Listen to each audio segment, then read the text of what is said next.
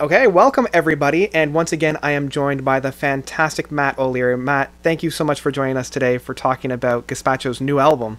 Oh, totally, man. This is going to be good. We just did the ranking. We did a live video of TikTok. TikTok Yeah. review not too far ago, so it's time. New album, 10th album, right? I think that, yeah, 10th album, which is ridiculous. Like, this was the longest stretch that the band has had for putting out an album. So when was the last time they took this long of a break? I think the last time was...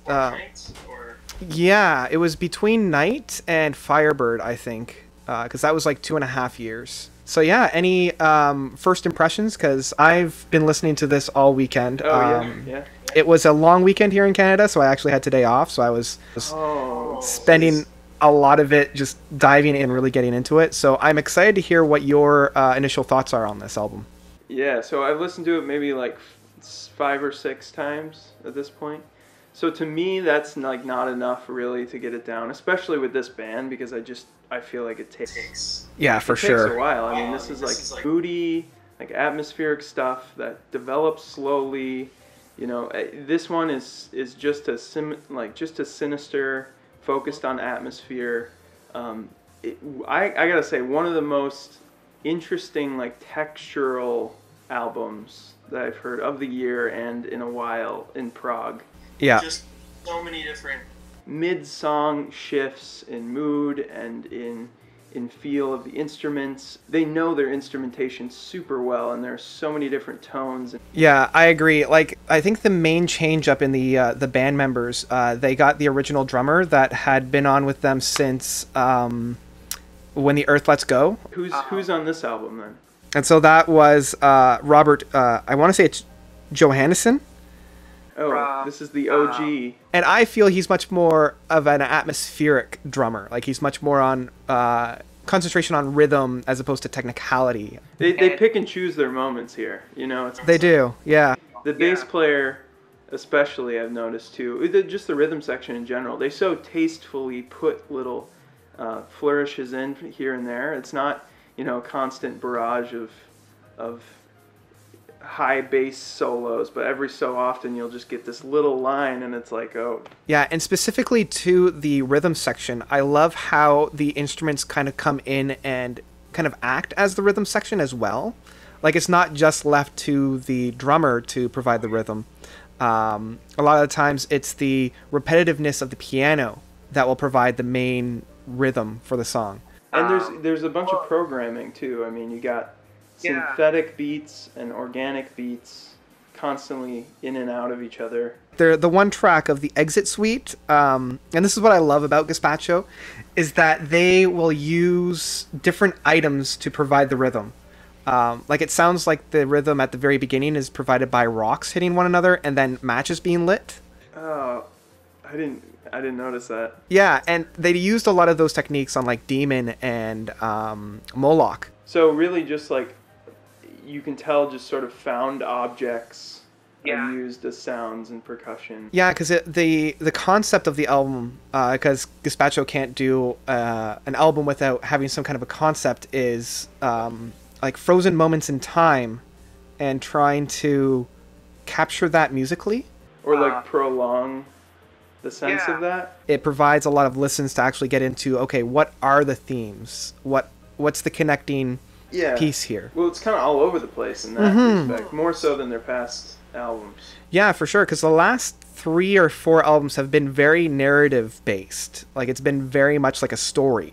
And they really limit themselves in that, and that's not a bad thing. I actually think that limitation can really is really what springs creativity a lot of times. So was there any track within your listening that really stood out for you? Most unique, or one of the most unique ones I thought, was that you mentioned Exit Suite. Okay. Just really doleful, like haunting dirge that starts it off. It kind of bookends. You got those vocals. Mm-hmm. I mean, the whole thing's really melancholic, but it's almost post-rocky in a sense. Yeah, it is. I could have gone for this as just an instrumental album, and I think it would have been a better experience for me. Interesting. Okay. I gotta be honest, it kind of ruins some of the songs for me. Like, you know, I like his voice, but some of the melodies just feel a little uninspired. It kind of gets in the way where I'm like so enjoying the instrumental texture that it almost just like cuts me off from that. I don't know. I think sometimes just varying the delivery, especially with the speed and the tempo and the pacing of it, it feels like a lot of this. Oh, I see what you mean. Yeah. You know? And I was just kind of like begging for this, like a little bit faster, a little bit different inflection or something with that.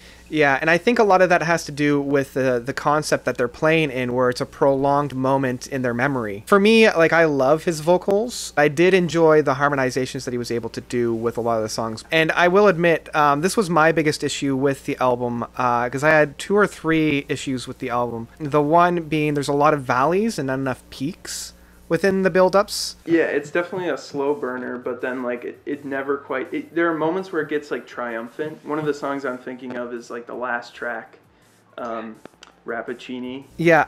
That one, it does build to a really gorgeous, triumphant moment, but it's not quite like an exhilarating climax. Yeah, and that's one of the things that I even noted was that there's a lot of like fizzle outs as opposed to explosions within the song. Yeah, and it stays in that sort of wistful, like pensive, tender quality, you know. So I get that. Yeah, it's not explosive. Yeah, and I was really looking forward to some really meaty explosiveness. And that wasn't really found on here. And the other one was that it felt like these songs didn't really stand on their own very well, and they needed to be incorporated into a larger song. Like, the one that I particularly loved was the same one of Exit Suite.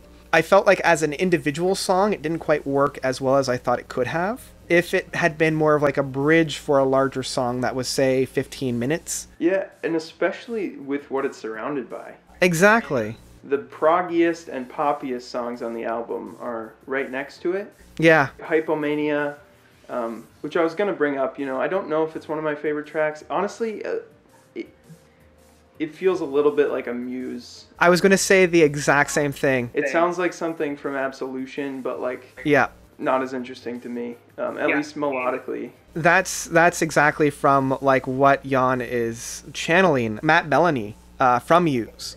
Yeah, and even the name of the track is like so Muse, like Hypomania. Jeez. Like something from Origins of Symmetry or Absolution or Black Holes. Like, it sounds from that era. There's a moment where they do kind of a Muse thing again at Soyuz Out. It reminds me of some of the songs on Black Holes with the funkiness of it. It's kind of like it's a 9/8 groove. Yeah. It's super cool. It's kind of towards the beginning. That song goes everywhere, but I think that's a moment where they almost do that Muse sound a little bit better. It's odd because I found that Hypomania was my favorite track off of this album. Yeah.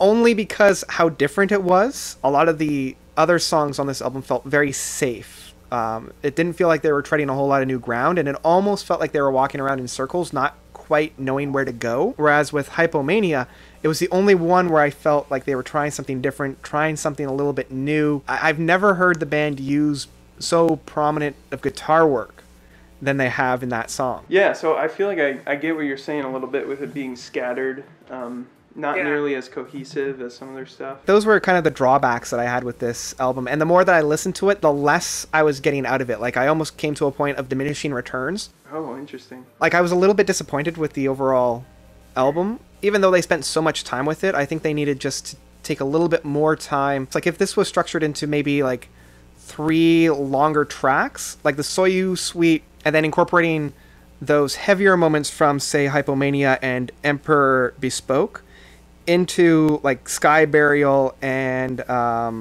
Fleeting Things, I think they would have had a really special album. Like combining and transitioning those better?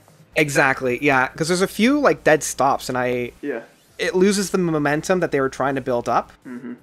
So yeah, what about you? Any final thoughts on this guy? I just want him to write. Something I don't feel like this band is very good at, just honestly, is I don't feel like they write a lot of just like short bangers, you know? Agreed. Yeah. I don't feel like there's any song that just gets stuck in my head. Like, it's a good experience when I'm really paying attention, but I have to really pay attention. Right. if I want to actually like get something out of it, I have to like really focus on it, because it is all the specifics and the things you're only going to hear with headphones that really get me about this band. Right. I don't like the melodies. I don't think that they stick, at least with me, especially on this one. Yeah, and I think they were trying a little too much of writing, as you were saying, those big bangers. And they are able to create those bangers, but within a larger song. Sure, yeah, there are moments, especially like TikTok, the one we went for to sure. last time. Yeah. Saying bangers, it's such a like... No, but I love, like, it's... trap, like hip-hop, sort of. No, but it's such a great term, because that's what it was, and that's what I was waiting for, like the explosion, the bang. And all we were kind of getting were the coals. Like, the coals were hot, but there's not a whole lot of fire being produced. Yeah, totally. Yeah. And so I'd say, top tracks for me, I really did like Exit Suite a lot, but I do understand what you're saying about that one being a little out of place. Yeah. I liked the Soyuz, those 2 tracks a lot. But the first one is really great, I think. Oh yeah, I love how it sets up the album Did you very, get a very total well. Ghost vibe from I did. that chorus? Oh, I totally did. That church chiming bell, and it's just like, oh. Yeah, and I was trying to put it was like I had the epiphany on a bus, and I'm like, that's what it is! Yes, exactly, I was trying to figure it out. And I was Yeah. like, this arena rock, like, we got church bells, we got, like, major chords, we got syncopated groove, like, what is this? And then I finally figured it out. Totally Ghost. Totally Ghost. Yeah, which is not something I would have thought, like, there's a little bit of a Venn diagram where the 2 bands meet, but I didn't expect it to be so potent there. Otherwise, just real quick for influences, there were some, pretty Opeth-y moments, I thought, on Emperor Bespoke. Yeah. Those regal acoustic guitars. But overall, I'm not crazy about this album. It's maybe like a 5 or a 6 out of 10 for me. I do really love the instrumentals, and I think they're brilliantly done. But again, it's a lot of the songs, the melodies, the core, what's supposed to stick with you just didn't. Yeah, and I'm leaning pretty much on the exact same way. Like, I guess my 5 or a 6 would be a stream it, and that's kind of where I'm at. Like, for those who love the band, will get something out of it. But it's I would put it underneath Moloch, and Moloch, in my mind, was one of their weaker albums that they've put out this decade. Yeah, not a big fan of this album. I'll probably put it on the shelf and revisit it later on. Hey, are you a big enough fan where you, like, go for the vinyl anyway, and then... Yeah, but apparently on the vinyl, they don't have the last song on it. Oh, really? Yeah, what is it, Roccini? Soyuz Out is where they... Yeah, which I can understand, like, Soyuz Out is a good finale, and I do like the fact that Rappaccini, I'm going to butcher all these names. You had to get at least one in there. Yeah, I've got to have something go in without. there. Yeah, it provides a nice closing of the gates, a good bow on the album, but again, it fizzles out instead of explodes. Yeah, I feel that. There's an abrupt stop to that song, too. It's just like... There is. So yeah, overall, yeah, not a big fan of this album, hoping that they'll take what they've learned from this album and then move forward for their next release in 2 or 3 years. I want to hear whoever's working on all the instrumentals, all the keyboards, I want to hear them do a solo album. Instrumental... That's my thing. That's my wish. That's it. Well, thank you once again, Matt, for coming out and giving us another review. Always a pleasure talking with you. For sure. Any new videos on the Trying to Turnpike come up for you? with some different formats. I'll probably do like a 5 kind of unknown or new bands, new projects that you haven't heard from 2018. So that's That'd be coming down awesome. the pipe. But trying to just do more in general. So Awesome. Yeah, and as I've said countless times, if you haven't followed Matt already, definitely go out and subscribe to his channel, because he gives succinct reviews. So he knows his stuff. He's one of my go-to music reviewers now, so go and check him out. we need like a physical like. Yeah, like that's it. Yeah. Like It a might freeze just be frame. both of us doing at the same time. There we go. That'll be good. You can edit around and figure it out. I'll edit it around. Yeah, I'll figure it out. Yeah.